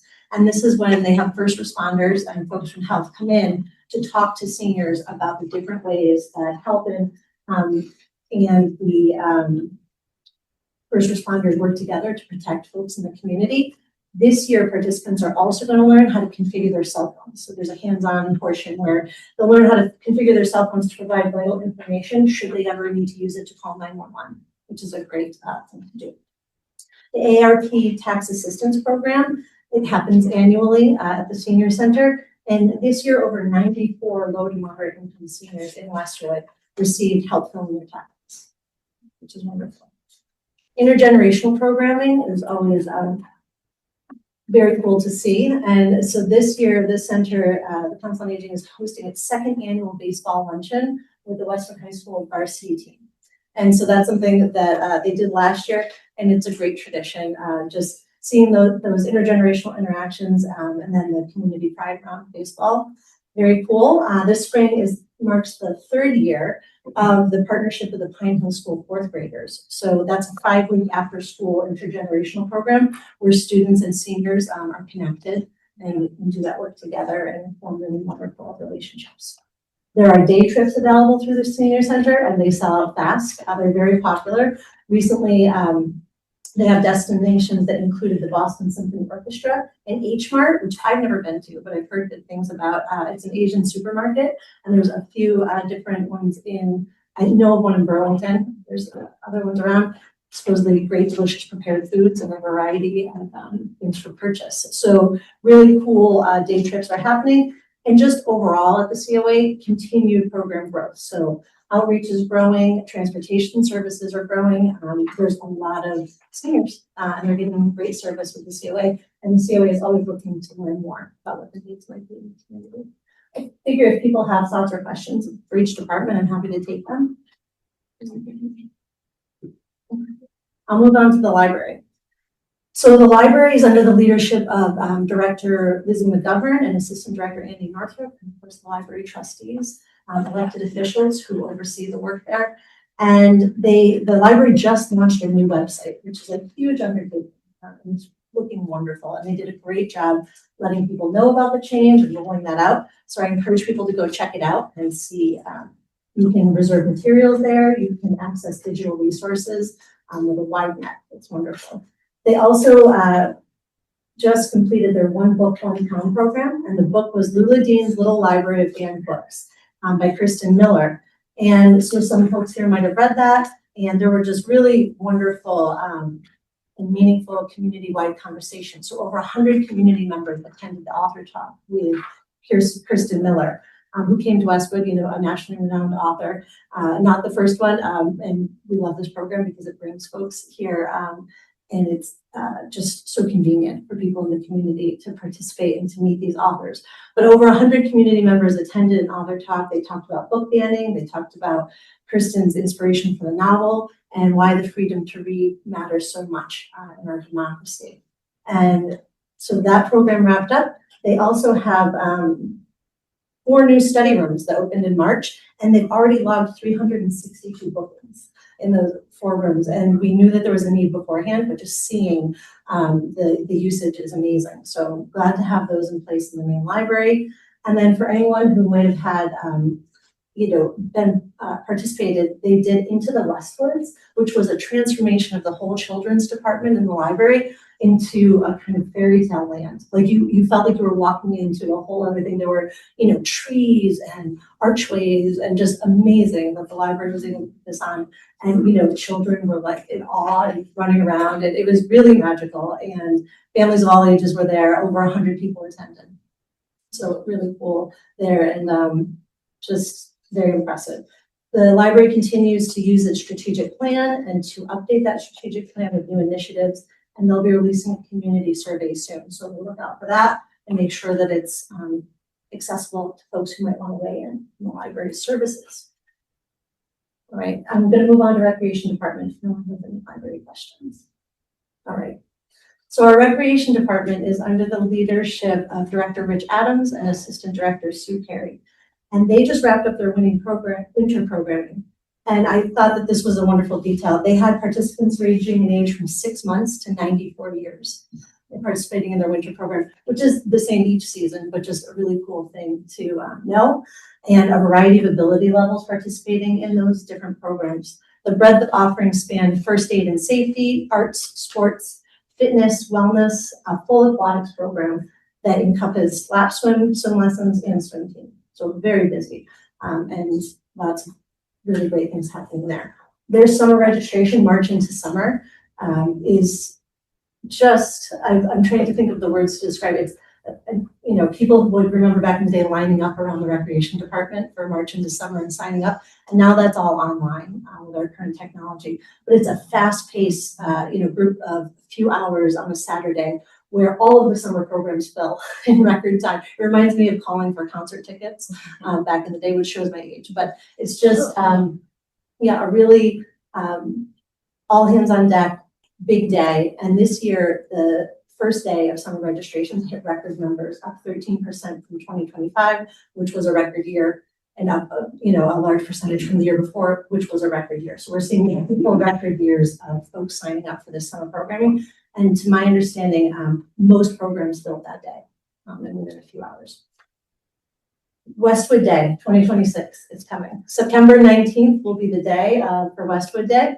Residents can look forward to the return of fan favorites like the Friday night fireworks, live entertainment, the 5K race, and the fun run. And also there's some new additions under consideration. Outside of Westwood Day, some other annual things that the rec department does that residents should know about. The fishing derby is on May 16th, and Firefighter Pull is on July 8th.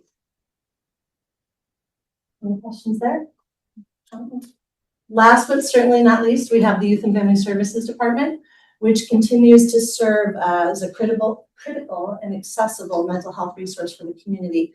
They're currently supporting nearly 60 youth and families through counseling, individual and family, while continuing to see steady referrals and ongoing need. In addition to clinical services, the department offers school-based groups, also parenting programs. And one of the recent ones that's had been filling and had wait lists is called SPACE. It's Supportive Parenting for Anxious Childhood Emotions, which is an evidence-based program out of BL's Childhood Study Center. And now we have it here in Westwood with trained clinicians who can teach that to parents. And we also see that these services provide early preventative support that meets families where they are, right in the community. And it's such it's what drew me to Westwood many years ago as a clinician in the Youth and Family Services Department. It makes me so proud that this town values the mental health of its citizens so much that these programs are able to happen. Also at Youth and Family Services, they have youth development and prevention programs. So folks might recall Body Safety Theater. It's a program that's been running for, I'm looking over here because we have former Youth and Family Services admin, and I'm thinking this program has run for at least 30 years, if not 35 years, of high school students educating all of the third graders in Westwood about ways to keep themselves safe, and really springboarding conversations at home that parents can have continue on with their children. And again, just to think that in the 1980s, Westwood said, you know what, we're going to come up with a way, a non-threatening way that young people can learn about this subject material from other young people in the community. Very cool. In May, the department is looking forward to the Recognizing Youth Awards, or the RAY Awards. They're held in partnership with the Westwood Rotary, and they celebrate youth who are making a positive impact in the community. Westwood Media Center will be videoing that for anyone who's not able to attend in person. You can watch it afterwards. It's great to celebrate those young people. Lastly, I'll say that a new program is coming through Youth and Family Services this summer, and I'm going to have to read it because it's a long acronym, but it's they're piloting Summer Crew, and the word crew stands for Community Responsibility and Engagement in Westwood. And this program takes kiddos who are maybe young enough where they're not working over the summer yet, but old enough, or maybe summer camp isn't so much of a draw. And they're using funding through a grant from Beth Israel Deaconess Needham, and to gather young people in that age range and bring them to different sites in the community to do community service. And that is going to be, we're looking forward to it. We're very thankful to the ID Needham for the grant that made it possible, and to the Youth and Family Services Department to bring a new program like this to the community. And those are my updates for Human Services. If anyone has any questions, I'm happy to take them. And I just wanted to say thank you to everyone who's here listening, and thank you to the board and the town administration, to the residents who support these Human Services departments and their programming. And thank you to the department leadership and their amazing staff that put all these programs in place. Thank you, Danielle. I do have a question. Oh, I'm happy to answer. The crew program, how many kids do you think will be involved? They haven't set a limit yet, so this is really new. The grant was just received within the past couple of weeks, but so we don't have exact numbers yet. But it would be, I'd imagine, somewhere between 10 and 20 would be able to do it. And this is a program, we've seen versions of this in other towns, and it's the idea of engaging people typically with other town departments. So you might go to the library and help with a planting project outside of the library as part of your day. Then you might go to town hall and help with a project that they have there. So it's part, here's something interesting to do over the summer that you might not otherwise be engaged in, and also part civic engagement, learning about the community that you're in, and seeing yourself as an active member of it. And for the adults and the departments involved, it's looking at these young people and realizing, what they can do and bring. Sounds like an amazing program. Right? Yeah. Yeah, we have to give Katie Coulthard, who's the director of Youth and Family Services, all the credit for bringing that. That is great. And I'm glad you used the word proud. We are so proud of you as our Director of Human Services, so proud of all of the people who work in the Department of the Services that you provide. And I'm so glad that you were able to highlight that for our residents. And, it occurs to me, I think there's a theme that I've heard tonight, which is people have questions, just call. Of course. Just call you call your office and people can get more information. I mean, it's on the website, et cetera, but people can just pick up the phone and call, whether it's the Human Services Office, the Rec Department. We're a small enough town that people are available to take those calls and answer those questions. That's absolutely right. And as you can tell just from this, we love to talk about all the wonderful things that are happening. This is just a quick snapshot of right now. So I think of all the things that are happening all year long, right? And we would welcome any calls or any ideas, any interaction as well. Thank you. Great presentation. Couple questions. Rachel, congratulations to her on getting the dementia training, learning. Yes. She spent a lot of time on this. That's wonderful. She's a special person. Have you had an opportunity to extend that training to any of the first responders in town? Sure. So that training has been opened to we haven't had a first responder training in yet, but it's there and available. So the way that it came into Westwood was through this grant that allowed Rachel to be trained as a trainer.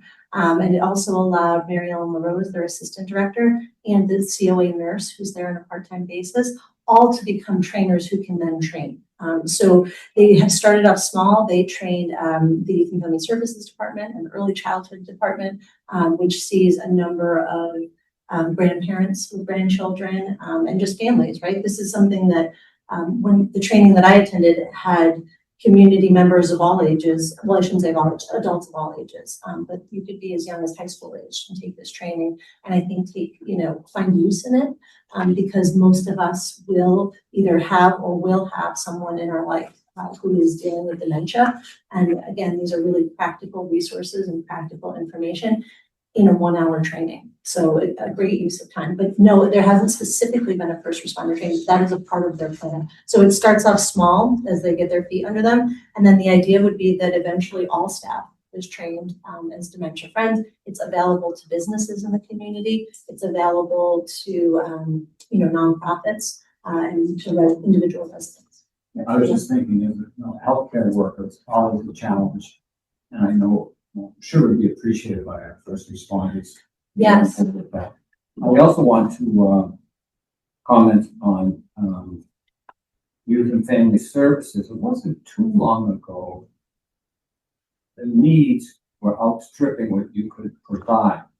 That's right. You came to us and we were able to cobble together some things, help you meet those needs. So I wanted to keep that on the radar should that come again, because I attend many of the meetings that you folks have. They're wonderful meetings. I enjoy them very much, but it's certainly a need, that's growing in our community, in every community. So we certainly we want to be partnering with you to help meet those needs in our community.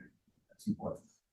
We appreciate that, and that has been made possible. So first through, there's been, it's always something that's been growing as people gain more information and mental health becomes less stigmatized. But especially after the pandemic, right? We had a national kind of call from the Attorney General about the rising mental health needs after that, especially among youth. And we were able to secure ARPA funding that allowed us to bring an additional clinician onto youth and family services. And then the select board and town administration did everything that they could to allow us to maintain that over time. And that is allowing us to meet the need where we are, right? With over 60 individuals and families being served.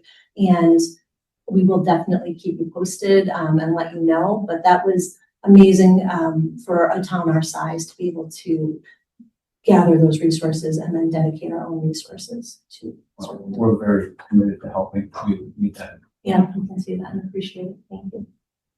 Thank you so much. Thank you so much. Really appreciate your being here. We are going to move on our agenda. We have a one-day special wine and malt license for an event at Hale. With us is Nora Loughnane, Development Director. Yes, and we also have Jacqueline Roos. Wow. Joining as well. Jacqueline Ross, Director of Camp and Community Programs at Hale. Welcome. So this event, this is the third year, I believe, of the Everwild event, and it is scheduled with Hale reservation for May 2nd, running from 5 to 8:30 p.m. They expect about 150 attendees, and they will have alcohol service at the event. They are looking for a one-day license to start at 3 p.m. and end at 9:30 p.m. to allow for setup and cleanup as well. The event has gone off without a hitch the last 2 years, and we're expecting the same this year. The alcohol review committee reviewed the application and recommends unanimously that the board grant a one-day license. Right. I noticed that what's new this year is that the alcohol service will be on the beach. And I do understand that the plan is that no swimming signs be posted. My concern is a lifeguard being present, and I would not feel comfortable issuing a license without the lifeguard being present where alcohol is being consumed on the beach in May at the end of the event. So can we work that into this? The lifeguard along with the no. I think help makes that mandatory. When we have rentals on the property, oftentimes there's events on the beach, or parties or whatever it may be that's typically required, but we can make the accommodation. Fortunate access to a lot of lifeguards from our seasonal team, so we can do that. But we're putting extra precaution along the waterfront, so that way there's no access to the direct waterfront where the water is. It's at the top part of the beach.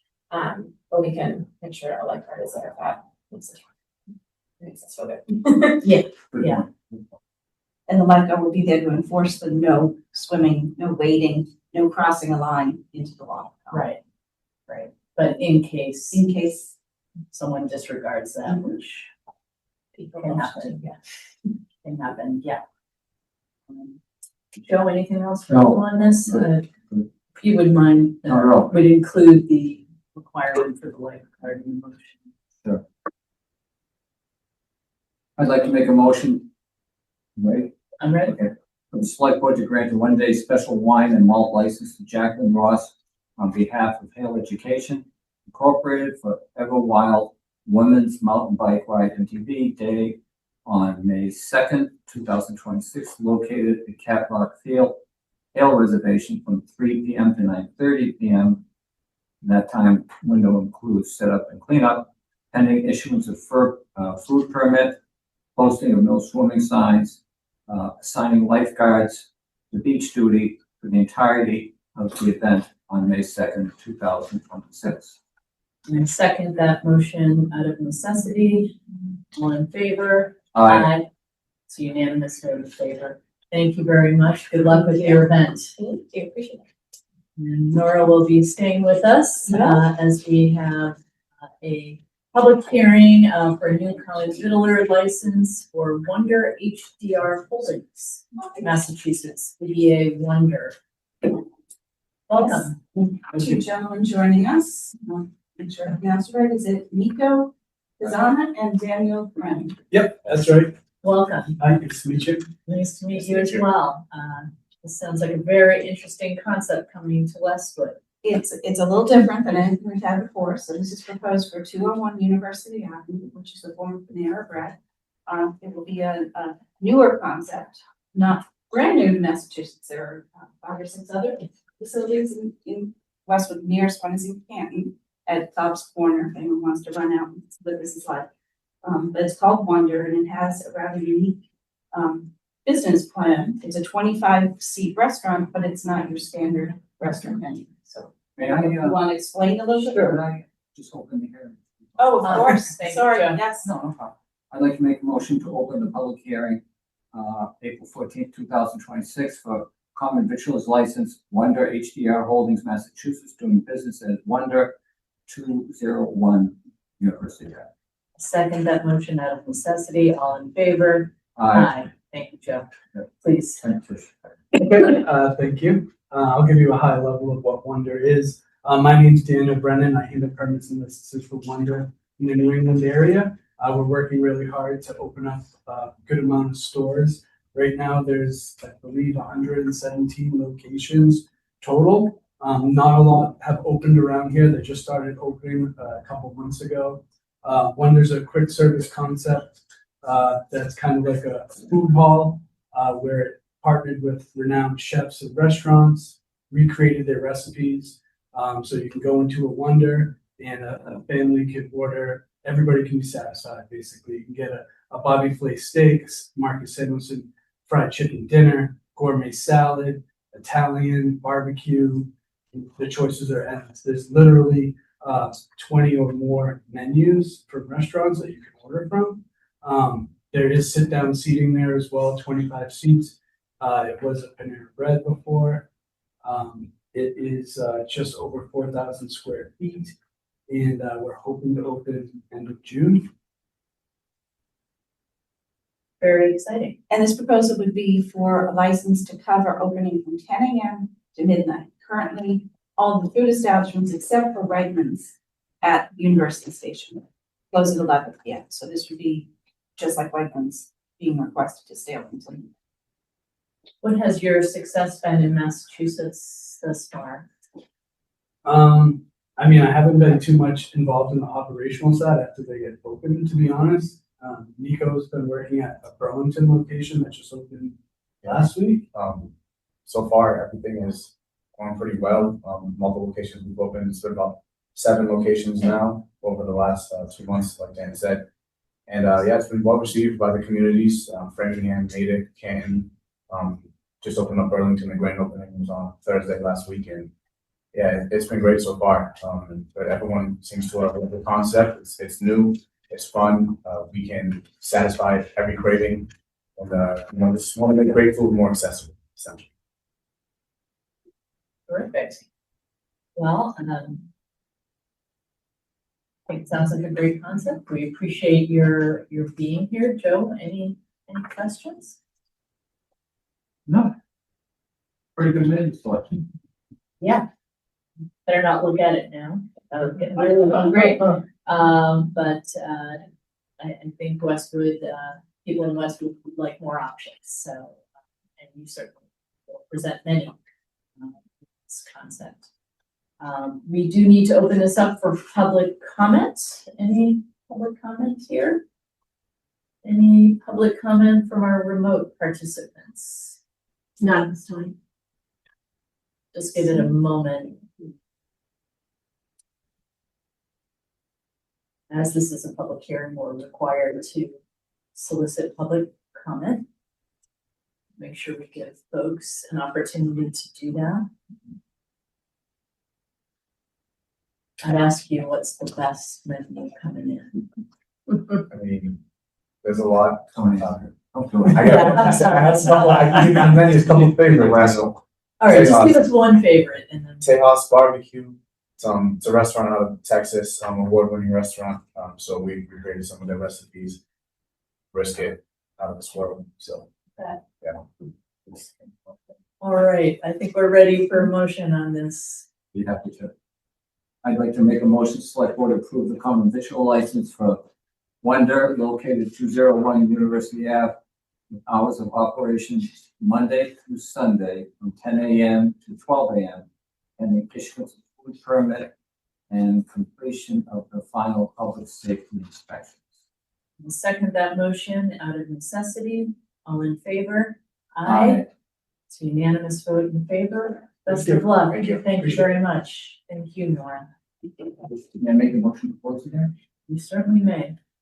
I'd like to make a motion to close the public hearing, place April 14th, 2016 for new common visual license on Wonder HDR Holdings, Massachusetts, doing business as Wonder 201 University Ave. We'll second that motion out of necessity. All in favor? Aye. Aye. That is a unanimous vote in favor. We will now move into our next public hearing as to a section 15 off-premise all alcohol beverage license for Wegmans. We'll accept a motion to open this public hearing. I'd be happy to. I'd like to make a motion to open the April 14th, 2026 public hearing for a all alcohol section 15 off-premise license for Wegmans, Massachusetts, incorporated, doing business as Wegmans 169 University Ave. I'll second that motion out of necessity. All in favor? Aye. Unanimous vote in favor. Welcome. Hello, Attorney Tyler Hensler here on behalf of Wegmans. Joining me is Matt Finewood, who's the manager of record over there. We're here again. I'm sure the board knew this was coming for a long time now. An upgrade from beer and wine section 15 off premises license to an all alcoholic beverages section 15 license. Wegmans will just be adding spirits to their existing alcohol operations. They have a rigorous internal compliance policy, and they're pretty good operators. So this will basically just be a plug and play kind of application where they have a tried and true system in place. They have a great track record. They've been offering beer and wine since opening, I believe. Yeah, with no issues at the ABCC or the town. They're good business citizens. They do a lot for the community. And Matt Finewood, again, is the current manager of record. Will be continuing with this license upgrade. He has not only the past experience with the town of Westwood, but he also has been a manager of record on an all alcohol section 15 license in the past as well. So he has experience there. So with that, we're happy to take any questions that the board has. Just thank you for having us tonight. Well, thank you for being here. Wegmans is a great neighbor in Westwood. We appreciate what you do in the community. And as you said, we've known this is coming, given the home rule petition and the town meeting vote that was taken on this. And I'm sure you're aware that our alcohol policies have been amended to prohibit nips being sold in town. And that is something that's important to a lot of our residents for a number of reasons. So clearly you're aware of that. I have no other questions, Joe. Comment and question. Staff is great. Thank you, sir. Outstanding. Thank you. And your premises are very clean. Thank you. Now here's the hard question. So where you gonna put it? So it's actually going to fit within the framework. We actually discontinued about 200 wines last fall in 100 years. We actually make room for it. So no expansion of the shop at all will fit into the current framework of the shop. Yeah. So I can explain where it's going to go if you'd like. No. So no. Sometimes residents notice that other things get pushed out of the way. I was just curious as to, so you've already cut out a space within the alcohol footprint. Correct. Slow movers, stuff like that. Sure. To make room for it. No, that's it. Thank you. Which is in keeping with your regulations that limit it to no more than 30% of the floor area. Yeah, there will be no increase in percentage. The only shelves being used for the spirits will be shelves that are already allocated for alcohol. Current wine. Great. All right, we can open this up to public comments. Any comments, questions on this? Any comments or questions online, Tish? There's no questions about the Wegmans public hearing online. On right now. Okay. Well, I will entertain a motion then, Jim. I'm happy to. I'd like to make a motion for the select board to approve an all alcohol section 15 off-premise license for Wegmans at 169 University Ave. Pending Alcoholic Beverage Control Commission, ABCC approval, public safety inspection, and surrendering their current section 15 wine and malt license. I'll second that motion out of necessity. All in favor? Aye. That's a unanimous vote in favor. Best of luck. Thank you so much. Appreciate your time and thank you for the very kind words. Thanks a lot. Thank you. Thank you. Great staff. Thank you, sir. Good job. I'd like to make another motion Go ahead, Joe. to close the public hearing, April 14th, regarding the all alcohol section 15 off-premises license for Wegmans, Massachusetts, DBA Wegmans, 169 University Ave. Second that motion out of necessity. All in favor? Aye. Unanimous vote in favor. While you're on licensing, I just wanted to make you aware that Rollies has surrendered its license for its market on High Street. And our licensing agent, Karen Flynn, checked in with the ABCC and they asked the board just to acknowledge receipt of the surrendered license. Now, I know that's on agenda items, so it might be something you need to take up at the next meeting. But just wanted to. My advice would be to take it up at the next meeting. Nora, thank you very much. Thank you. Okay, Good job, Nora. moving on.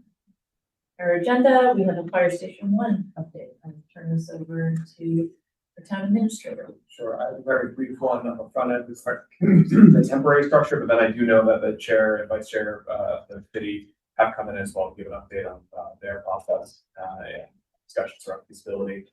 So the temporary structure following the failure of the apparatus bay at FS1 is complete. It's tied into the existing building. It's watertight. Electrical service is going to begin shortly. We're still waiting for the delivery of the garage doors. And once those are in, we will work with the town staff and the door vendor to get those in and get it operational. So that's what I have on that. I can talk a bit about the OPM later, but I defer provided the chair uploaded to the steering committee members. Board Carby and Jody Petroselli with us, chair and vice chair, respectively, of the FS1 steering committee. Good evening and welcome. Floor is yours. Thank you for being here. I am Board Spalding, chair of the FS1 steering committee, 10 Longwood Drive, and Jody. Jody Petroselli, 30 Rockland Road. I'll turn it over to Jody. Oh, I'm sorry. Yes.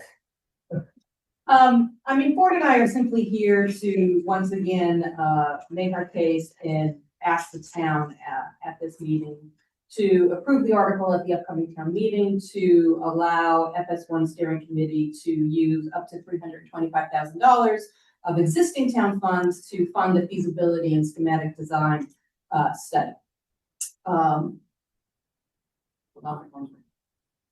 We as a committee feel strongly that this money is needed to allow us to move forward and do what we were asked to do, which is to take a fresh look at this project, relook at all available realistic sites, and come up with a recommendation both for a location and for a building design that took into account both the concerns of the community and the needs of the department. We're trying really hard to do this. We meet multiple times a month. We've held multiple community meetings. We listen to questions, every single question that is asked of the committee, we listen to, we answer. We do our best to provide informative answers. We listen to feedback and recommendations, and I think we've demonstrated our willingness to take into account and make changes and amendments to what our plan was based on feedback and recommendations we get from the citizens. So we're trying really, really hard to do this in a thoughtful, meaningful way that is open and honest and gets to an end result that everyone in the town at least understands and knows how we got to where we got to and can make an informed decision. We really will have a difficult time doing that without the money to fund these studies. It's necessary for us to make an informed decision. It's necessary for us to know what's involved at all of these locations, both with regard to just getting access to them, what the site looks like, what the ground looks like, and what a potential building could look like there. There's no question at this point in town that the town needs a new fire station. Or now operating, or soon will be operating out of a temporary structure, and nobody wants this. What we're trying to do here is what's in the best interest of everyone, the best way we can.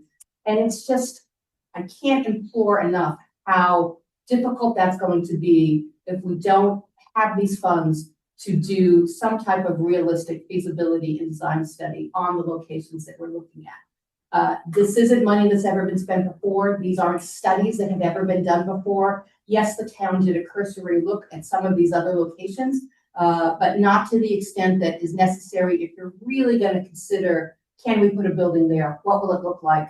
What will the impact be to the community? What will the impact be to the traffic? You can't even begin to make a realistic, informed, have a conversation about that without that information.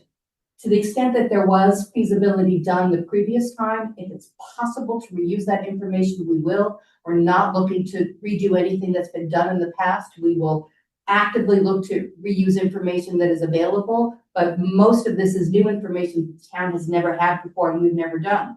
And remember, even if we do studies on land that ultimately is decided not where the fire station is going to go, that's still town land. These are still feasibility studies in environmental studies that is valuable to the town for whatever purpose they decide to use that land for in the future. So we're hoping everybody understands why we need this money. Everybody will do their best to come to the town meeting and support the article and vote to approve the funds so that we can continue to move as quickly as we can and get this process going forward.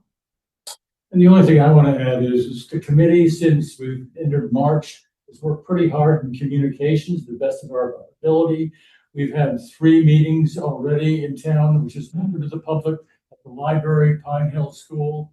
At Fox Hill, we had 100 people there doing that, so they showed up. But, so we're trying to get out there. Going forward, April 25, for those that are listening, at 11 a.m., there's going to be another public opportunity here right in the library. And then on April 27 or 11:30, the Westwood COA is hosting us. So we're going to be there and talking to them. And I think they would take younger people, whoever wants to show up would be an opportunity. Social media, anybody that looks at Facebook or any LinkedIn or anything else, you're going to see that we've had a presence there and talking to them. So we've done the best we can. I can't say the turnout sometimes has been great, but I think we're slowly getting some traction, and May 4 is just around the corner. So that's why we're here tonight, is hopefully people are watching or will watch, and as Jody said, May 4 is pivotal as how the town is going to move forward. And that's the key thing. I would add, if I may, not that you didn't list enough events, but we also will have a community forum at FS1 Wednesday, April 29th at 6 p.m. I want to give a lot of credit to Ford, Jody, and the citizens who are on the FS1 steering committee. These are hard processes to try to follow along, to bring yourselves up to speed to, and it's a difficult decision from a community, and there are people who feel very passionately about it, and that can be hard. And I've worked on a lot of these in my career, and I think the FS1 steering committee are really making an earnest and legitimate, fair and transparent effort to level with their neighbors on what are the choices that we face.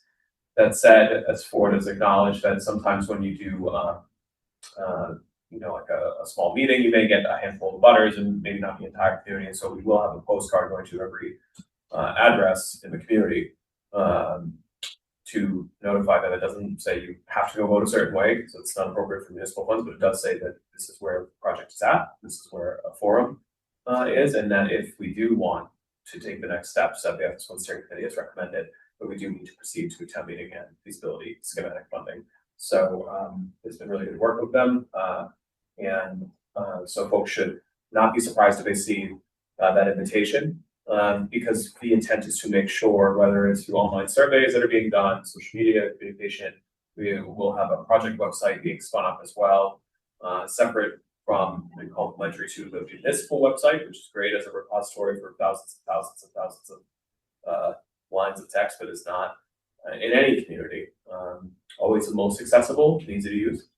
But so I think we're really trying to, as a staff administration, complement the work of the FS1 steering committee to make sure that residents of this community feel comfortable that they have opportunity to learn about this before May 4th. Our firefighters need it, they really do need it, because, they're gonna take care of us, we need to take care of them. The community needs it.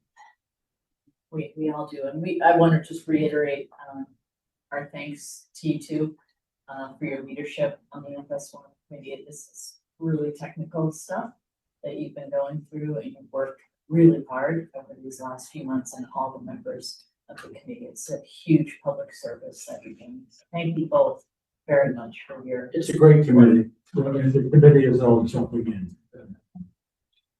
It's great. Joe? When is that postcard going out? I believe it's printer, so it's the balls in their fort, so to speak, but it should be going out in coming weeks in advance of the 29th. Okay, I was just thinking about school vacation, but all right, so people stay tuned, check your mailbox. One last technical item to add as well, for the sake of, people who are very interested in the process here. I don't want to miss the opportunity to acknowledge that based on the feedback that the town has heard, but also it's the appropriate procurement process. The town did put out a competitive request for proposals for owner's project management services for feasibility and schematic. That is contingent on successful funding at town meeting, but we wanted to make good use of the time that we had. And so we received a very competitive response. The procurement screening committee assigned through the procurement department in town hall included representation from the FS1 steering committee. The proposals were shortlisted at a public meeting, and then those three firms were interviewed at a public meeting that we did film. And so those, it's about a 3-hour video, but for anyone who's really kind of curious about what the perspective of these owners project management firms are, looking at this project that is publicly available. It's business meeting, so it was during the day, but it was filmed by WMC, so that's available. And that screening committee met on Zoom earlier today to kind of coalesce around a most advantageous firm pending discussions on fee proposal and the appropriateness financially. And we'll have more on that soon. But again, there's a lot of irons in the fire to make sure that we are putting a good project forward and building a competitive team for this process. Other folks at home, just explain what OPM does. Sure. Thank you, Joe. This is good. I sometimes try to fill that role. When I was on the screening, the shortlisting, there was a handful of residents, so we talked about it. So an owner's project manager is a professional firm of expertise in construction, procurement, construction oversight, architecture design, programming for projects. The owner in this case is the town, not just, it's not town hall, it is the public, it is the town of Westwood through its elected leadership.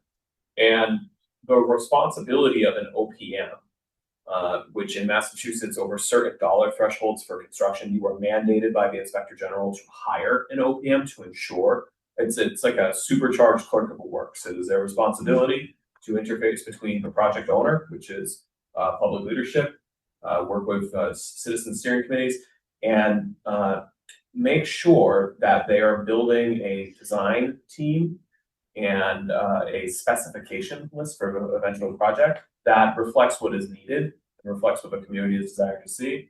That is pressure tested. They work collaboratively with architects, but it's their responsibility ultimately is to the project owner. So they function depending on the firm. Everyone has different approaches, but some firms set up a trailer in your community on getting hired, and they are there from start to finish with certain projects from a concept level through feasibility and schematic. And if it's fortunate enough to be approved by the community, they then also provide construction oversight services for the community, ensuring that the general contractor who comes in to build this building is building it as the plans show.